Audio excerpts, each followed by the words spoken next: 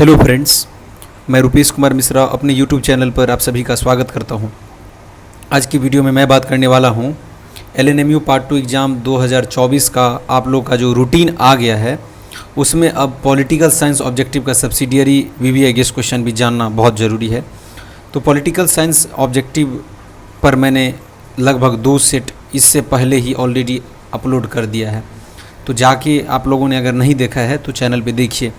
Political science subsidiary का 2 set upload हो चुका है, ये तीसरा सेट है और इसमें कुछ बेसिक क्वेश्चन को हम लोग कवर करेंगे जो आपको इस बार के पार्ट 2 एग्ज़ाम के साथ साथ आगे के कॉम्पिटिटिव एग्ज़ाम में भी हेल्प करेगा। देखो, क्वेश्चन जो यहाँ से आप तैयारी करोगे, ज़रूरी नहीं है कि सिर्फ ये ग्रेजुएशन के उद्देश्य से ही तैयारी करना है, नहीं, ये आपको आगे किसी तरह के कॉम्पिटिटिव एग्ज़ाम या गवर्नमेंट एग्ज़ाम में जब आप बैठोगे उसमें भी ये काफ़ी हेल्प करेगा।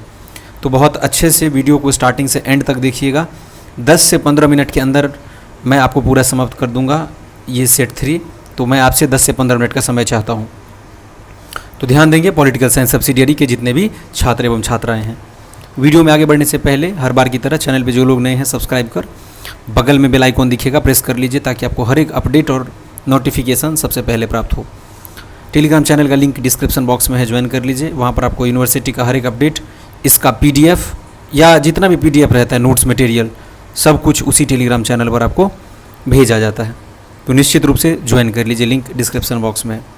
आइए बात करते हैं हम लोग भारत के संविधान का निर्माण किसने किया। सबसे पहला क्वेश्चन है, ध्यान से देखिएगा, ये सेट है आपका 3। भारत के संविधान का जो निर्माण है वो किसने किया था, तो ये संविधान सभा ने, मतलब कि कॉन्स्टिट्यूएंट असेंबली को ही संविधान सभा कहा जाता है। देखिए, बहुत ही छोटा छोटा क्वेश्चन है, ज़्यादा टफ नहीं है, NCERT बेस्ड है, लेकिन ये आपका क्लास 6 से लेकर के 10 ये बहुत इंपॉर्टेंट होता है हर एक एग्ज़ाम के लिए NCERT। तो उसको पूरा कंपाइल करके एक जगह मैंने ला के रखा है कि क्या क्या इंपॉर्टेंट क्वेश्चन है। यहाँ नहीं भी मैच करे तो आगे आपको कम से कम हेल्पफुल हो जाएगा। ज्ञान कभी बेकार नहीं जाता है, पढ़े हुए अगर हो आप अच्छे से। तो लोकतंत्र का अर्थ क्या होता है? लोकतंत्र का अर्थ होता है जनतंत्र। लोकतंत्र का क्या अर्थ होता है? जनतंत्र। देख रहे हो, एकदम छोटा छोटा सा क्वेश्चन है। तीसरा देखिए, भारत का सर्वोच्च न्यायालय सुप्रीम कोर्ट कहाँ स्थित है? तो ये है आपका नई दिल्ली में। कोई पूछेगा तो बता देना आराम से, जिनको नहीं पता होगा कहाँ पे है ये, नई दिल्ली में। चौथा क्वेश्चन देखिए, फिलहाल भारत के राष्ट्रपति का कार्यकाल कितने वर्षों का होता है? तो 5 वर्षों का आपका होता है भारत के राष्ट्रपति का कार्यकाल। उपराष्ट्रपति का भी होता है 5 वर्ष का। अमेरिका में राष्ट्रपति का कार्यकाल कितने साल का होता है? तो 4 वर्ष का। लेकिन भारत में कितने वर्ष का होता है? 5 वर्ष का, याद रखिएगा। भारत में कितने सदनों की संसद होती है? बहुत ही बेसिक टाइप का क्वेश्चन है, क्योंकि सेट 3 में इसी उद्देश्य से लेकर आया हूँ कि बेसिक फाउंडेशन आप लोगों का पॉलिटिकल साइंस पर बने, जिनका नहीं है। हायर लेवल का हम लोग क्वेश्चन पढ़ लेते हैं, बड़ा चैप्टर पॉलिटिकल साइंस में आपका फंडामेंटल राइट है, DPSP है, प्रेसिडेंट है, वाइस प्रेसिडेंट है, उसके बाद जो है आपका प्रियम्बल है, लेकिन बेसिक चीज़ों पर ध्यान नहीं देते हैं। इसलिए फाउंडेशन बनाना भी बहुत ज़रूरी है। नींव मजबूत होगा तभी इमारत खड़ा किया जा सकता है। सदनों की संख्या है 2 सदन, और उन 2 सदनों का नाम क्या है आपको? Lok Sabha and Rajya Sabha, LS and Rajya Sabha, RS। Rajya Sabha का सदस्य बनने के लिए न्यूनतम आयु कितना होता है? तो ये है आपका 30 ईयर, 30 वर्ष। 7वां क्वेश्चन देखिए, फिलहाल की लोकसभा का सदस्य बनने के लिए न्यूनतम आयु क्या है? तो 25 वर्ष आपका मिनिमम एज होना चाहिए लोकसभा का मेंबर बनने के लिए, 25 ईयर्स। और 35 वर्ष उपराष्ट्रपति, राष्ट्रपति, इन सब के लिए होता है। भारतीय राष्ट्रीय कांग्रेस की स्थापना किस वर्ष हुई थी?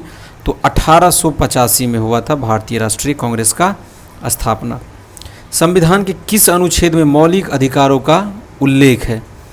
तो संविधान का जो आर्टिकल 12 से लेकर के 35 है, अनुच्छेद 12 से लेकर के 35, इसमें आपको मौलिक अधिकार मतलब फंडामेंटल राइट पर डिटेल में बात किया गया है। 36 से 51 में आपका है DPSP, directive principle of state policy. 51 से 60 में प्रेसिडेंट वाला सब है ना, राष्ट्रपति से संबंधित। और इसी में आपका आ जाएगा वाइस प्रेसिडेंट से रिलेटेड है, वाइस प्रेसिडेंट सबके बारे में आपका 61 से 75 के बीच में आपको मिलेगा। फिर आपको 76 में शायद आपको अटॉर्नी जनरल के बारे में दिया हुआ है, अटॉर्नी जनरल, हाँ। उसके बाद एक है काउंसिल ऑफ मिनिस्टर, 74 या 73 में आपका है शायद काउंसिल ऑफ मिनिस्टर, 74 से लेकर 78 के बीच में है या 75 में council of minister headed by prime minister. Article को बहुत ही ध्यान से याद कीजिए, बहुत हेल्प करेगा आगे भी। संविधान सभा के अध्यक्ष कौन थे? तो इनका नाम था डॉक्टर राजेंद्र प्रसाद, और भारत के प्रथम राष्ट्रपति भी डॉक्टर राजेंद्र प्रसाद ही थे। ठीक है। भारत के संविधान के कौन सा भाग नागरिकों की मौलिक अधिकारों से संबंधित है? तो भाग 3, ये जो आर्टिकल 12 से 35 है ना, ये भाग 3 में है, भाग 3 में। भाग 4 में आपका आ जाता है DPSP।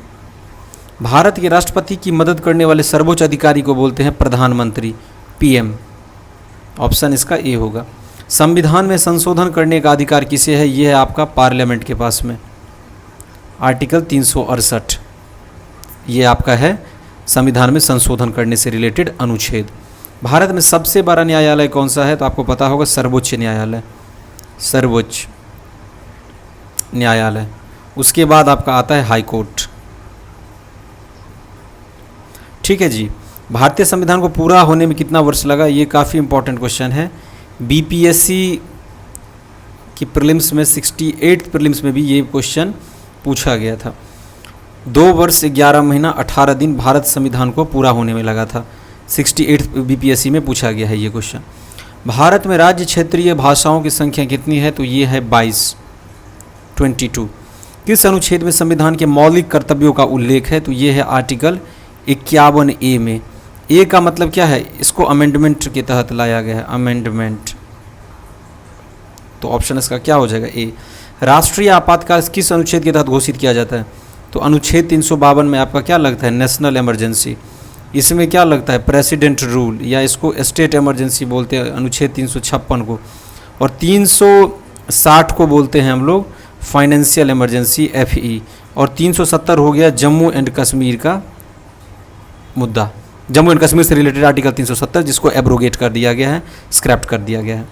प्रधानमंत्री के लिए न्यूनतम आयु सीमा क्या है? तो 25 वर्ष आपका प्रधानमंत्री के लिए न्यूनतम आयु सीमा है, 25 ईयर्स। तो ऑप्शन ए। राज्य सरकार के प्रमुख कौन होते हैं? तो ये होते हैं मुख्यमंत्री, क्योंकि council of minister headed by chief minister, मुख्यमंत्री।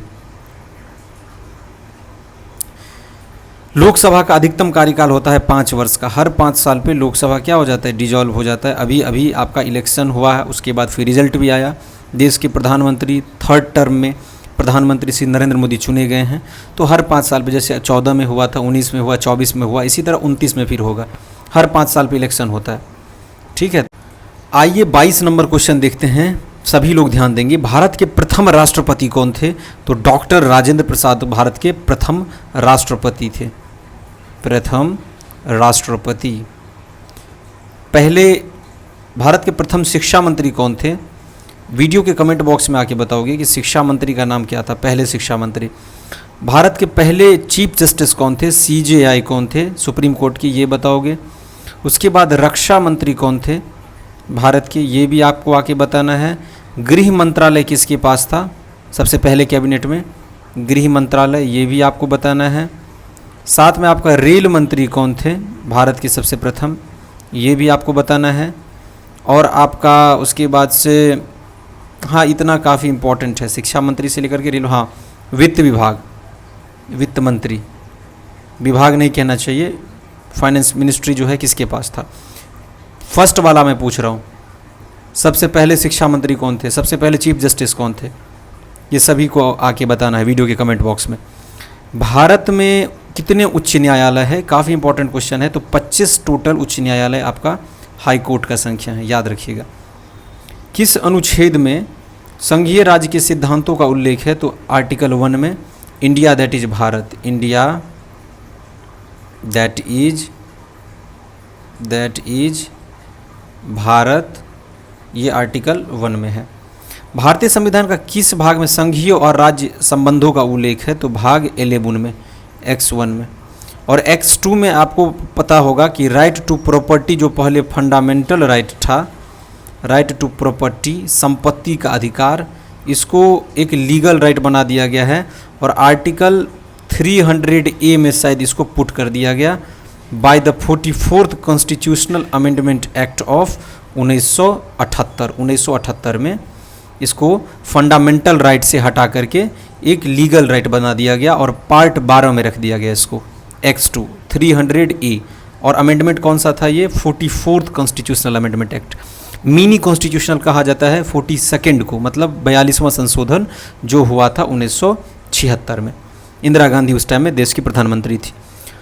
भारतीय संविधान के अनुसार किस आयु तक राष्ट्रपति पद पर नहीं रह सकता है? इसका कोई सीमा नहीं है, तो ऑप्शन इसका क्या हो जाएगा? डी। राज्यपाल का कार्यकाल कितने वर्षों का होता है? तो वैसे ही जैसे राष्ट्रपति का होता है इसी तरह राज्य में राज्यपाल का होता है। राष्ट्रपति मतलब हो गया सेंटर में राष्ट्र का पति, राज्यपाल मतलब कि एक पर्टिकुलर स्टेट का।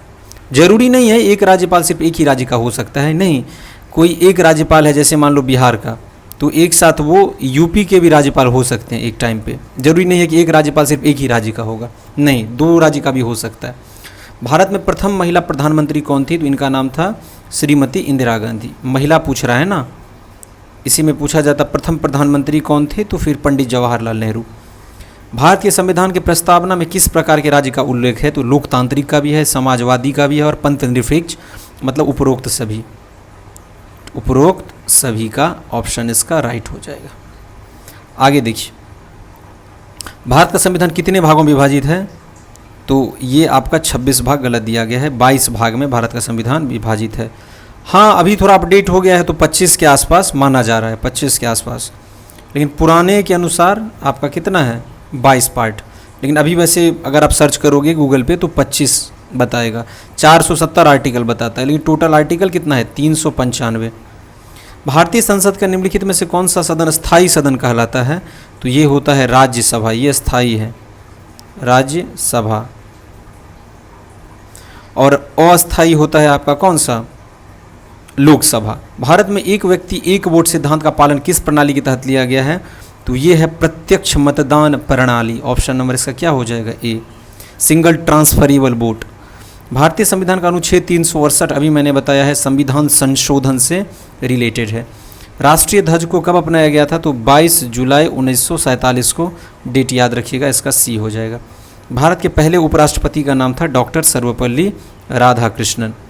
भारत के संविधान में कितनी अनुसूचियां हैं? तो 12 अनुसूचियां हैं, 12 शेड्यूल्स।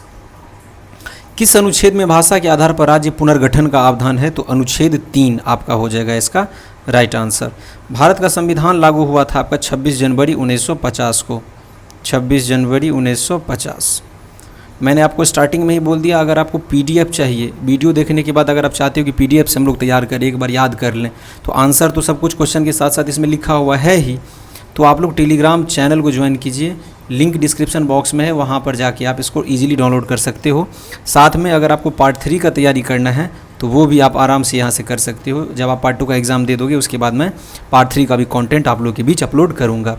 बस चैनल पर अपना प्यार बनाए रखिए, थोड़ा समय आकर के हम लोगों के साथ भी चैनल पे वेस्ट नहीं कहने का मतलब ये इसको वेस्ट करना नहीं बोल सकते हैं, चैनल पे आके थोड़ा अपना बहुमूल्य समय जो है वो दीजिए ताकि आपका तैयारी बेहतर ढंग से हो सके, कहने का अर्थ है।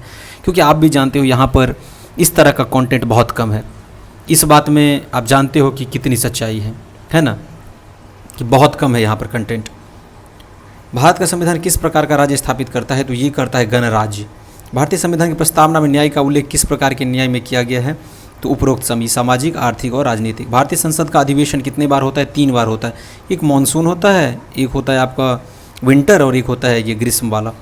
भारत में कौन सा राज्य विधानमंडल द्विसदनीय नहीं है? तो पश्चिम बंगाल, बाकी यहाँ पर है, ठीक है। राज्यसभा का कार्यकाल कितने वर्षों का होता है? 6 वर्ष का। 5 वर्ष मत समझ लेना, लोकसभा का 5 वर्ष का होता है। लोकतंत्र का एक महत्वपूर्ण तत्व क्या है? यह है शक्ति का विकेंद्रीकरण। केंद्रीकरण नहीं होना चाहिए, सेंट्रलाइजेशन नहीं होना चाहिए, विकेंद्रीकरण। स्टेट और सेंटर दोनों को इक्वल अपॉर्चुनिटी मिलेगा। भारत में किसी विधेयक को कानून बनने के लिए किसकी सहमति की आवश्यकता होती है? राष्ट्रपति। लोकसभा से बिल पास हो गया राज्यसभा, या राज्यसभा से बिल पास हुआ लोकसभा, फिर उसके बाद उस पर प्रेसिडेंट का सिग्नेचर चाहिए। प्रेसिडेंट जब तक अप्रूव नहीं करेगा तब तक वो बिल एक्ट नहीं बन सकता है, ध्यान रखिएगा। देखिए लोकसभा, राज्यसभा, प्रेसिडेंट भी पार्लियामेंट का ही पार्ट है, हिस्सा है। तो आपका जो है पार्लियामेंट का पार्ट कौन हो जाएगा? लोकसभा, राज्यसभा और प्रेसिडेंट।